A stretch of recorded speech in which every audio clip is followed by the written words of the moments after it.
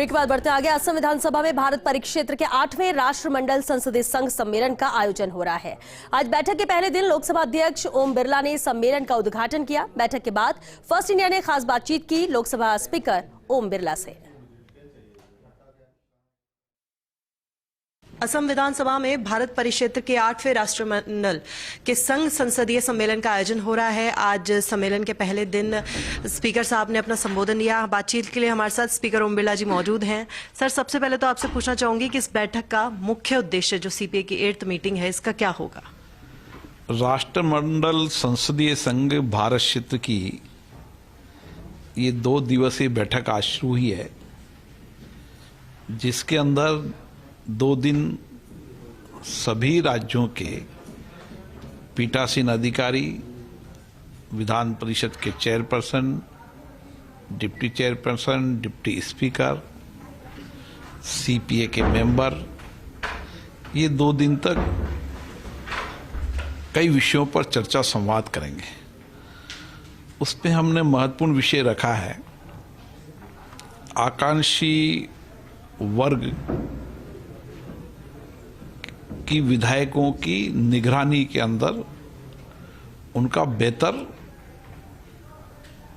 जीवन स्तर सुधारना, युवा की लोकतांत्रिक प्रक्रिया के अंदर सक्रिय भागीदारी और उनका योगदान, ताकि लोकतांत्रिक संस्थाएं और जवाबदेही पारदर्शी बन सके।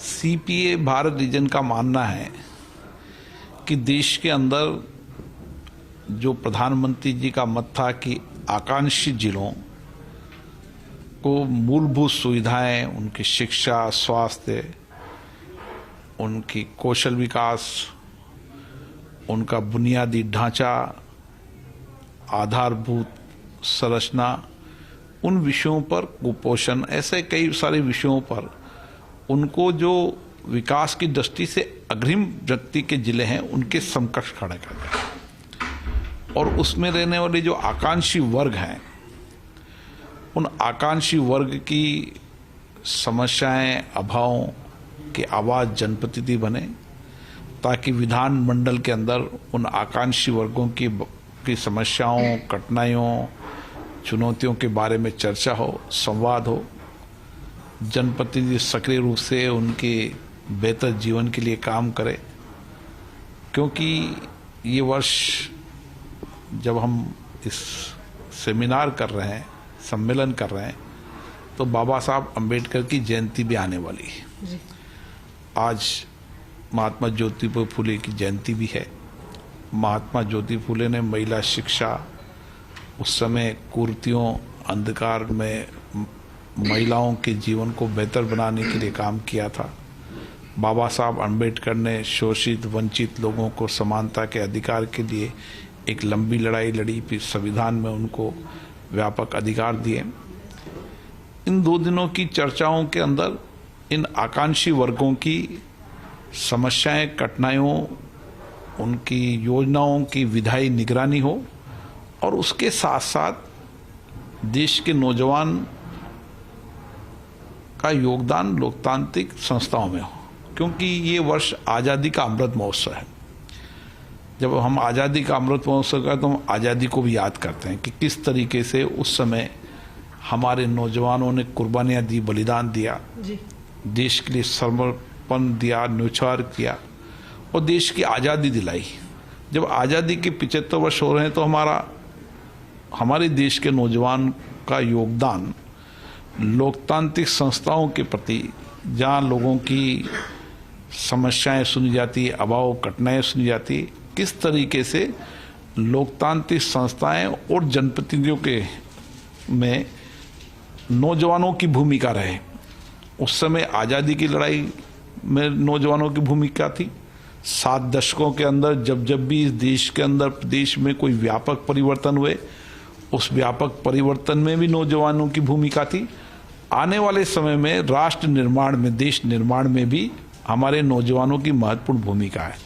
आज दुनिया के अंदर हम देख लें कि भारत का नौजवान जिस तरीके से अपनी बौद्धिक क्षमता के कारण, अपने नए आइडियाज के कारण अपनी नई तकनीकी विज्ञान शोध के कारण आप देखेंगे दुनिया के अंदर भारत का नौजवान नेतृत्व कर रहा है।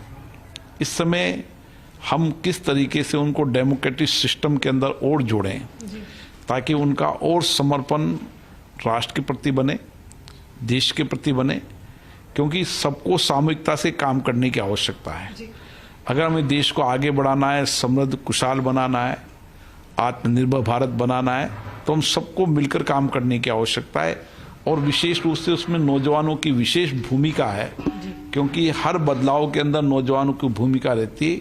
नए भारत के बदलाव में भी नौजवानों की भूमिका हो, उन लोकतांत्रिक संस्थाओं को बेहतर बनाने में भी नौजवानों की भूमिका हो। जब कभी कानून बने तो कानून बनाते समय हमारे नौजवान हमारे जनप्रतिनिधियों को इनपुट दें, हमारे राजनीतिक लोकतंत्र के अंदर वो सक्रिय भागीदारी निभाएं।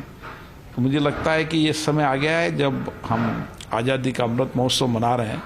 इस अमृत महोत्सव में हमारे नौजवानों को विशेष रूप से पूरे समर्पण के साथ, पूरी राष्ट्र सेवा के साथ देश को आगे बढ़ाने में अपने योगदान देने की आवश्यकता है। सर, आपने अपने उद्घाटन संबोधन में भी इस चीज़ का जिक्र किया कि युवाओं को जोड़ा जाएगा और युवाओं का जो भागीदारी है वो लोकतंत्र में बहुत महत्वपूर्ण है। तो इसकी पहल सीपीए की मीटिंग के बाद कैसे इसकी शुरुआत हुई?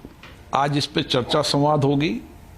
हमारा आग्रह रहेगा जब चर्चा संवाद के बाद निर्णय हो तो राज्य के विधानमंडल राज्यों के अंदर, स्कूल के अंदर नो योर कॉन्स्टिट्यूशन संविधान को जाने, अपने दायित्व को जाने, विश्वविद्यालय, कॉलेजों, गांव ढाणी के नौजवान, महिलाओं, उन सब के लिए वहाँ पर अलग अलग सेमिनार करें, गोष्ठियाँ करें, युवा संसद करें, ताकि हम एक बेहतर तरीके से हमारी युवा क्षमता का उपयोग इन लोकतांत्रिक संस्थाओं के लिए कर सकें। इसके लिए एक व्यापक आज सभी पीठासीन अधिकारी चर्चा संवाद करेंगे। मुझे लगता है कि इस चर्चा संवाद मंथन से जो अमृत निकलेगा उससे अधिकतम सामाजिक कल्याण कर सकेंगे, लोगों के सामाजिक आर्थिक जीवन में व्यापक परिवर्तन कर पाएंगे। सर, इस बार बजट सत्र में लोकसभा में कई रिकॉर्ड काम हुए, ये कैसे संभव हुआ, इस पर क्या कहेंगे? ये बात सभी सही है कि बजट सत्र के अंदर हमारी प्रोडक्टिविटी 129% रही। माननीय प्रधानमंत्री, सभी दलों के नेताओं ने इसके लिए सहयोग किया।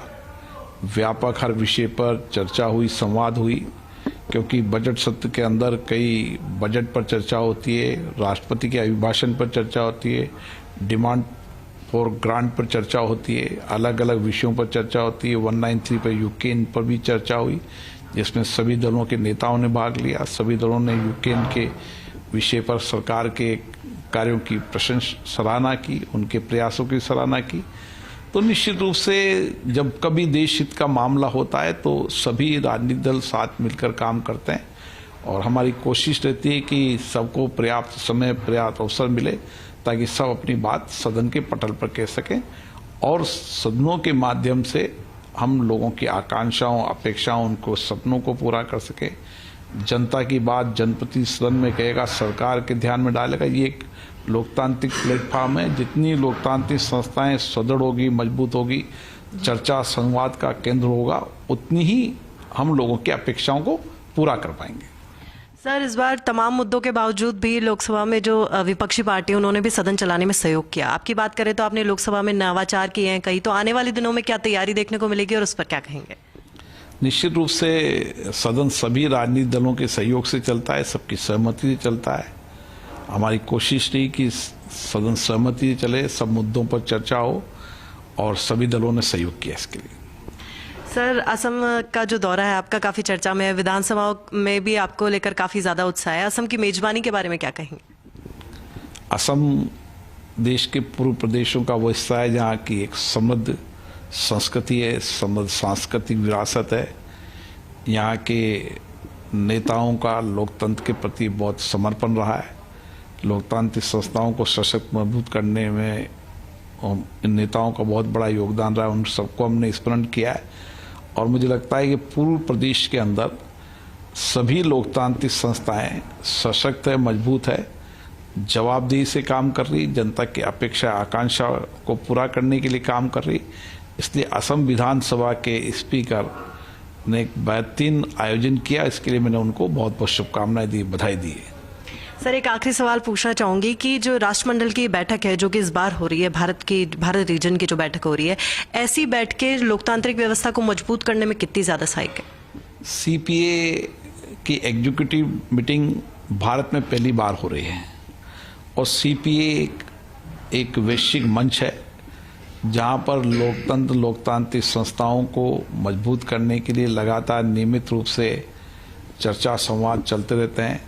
सभी देश अच्छी प्रैक्टिस से जो अनुभव हैं उनके अनुभव और बेस्ट प्रैक्टिसेज को साझा कर सकते हैं। जब सभी देश आपस में मिलकर चर्चा संवाद करेंगे, वहाँ की लोकतांत्रिक संस्थाओं के नवाचारों के अंदर बारे में चर्चा करेंगे, तो निश्चित रूप से संवाद, चर्चा, आदान प्रदान से लोकतांत्रिक संस्थाएं सशक्त मजबूत होती है। अभी देश के अंदर शासन चलाने की लोकतांत्रिक पद्धति सबसे सर्वश्रेष्ठ पद्धति मानी गई है, इसलिए लोकतांत्रिक पद्धति को सर्वश्रेष्ठ पद्धति मानी है तो लोकतांत्रिक संस्थाएं मजबूत हो, इसके लिए सीपीए लगातार प्रयास करता रहता है।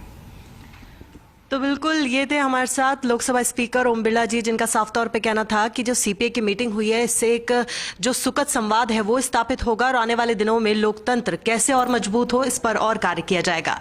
मैं कैमरामैन नरेंद्र के साथ Dimple Sharma, first India news, Guwahati, Assam. और चलिए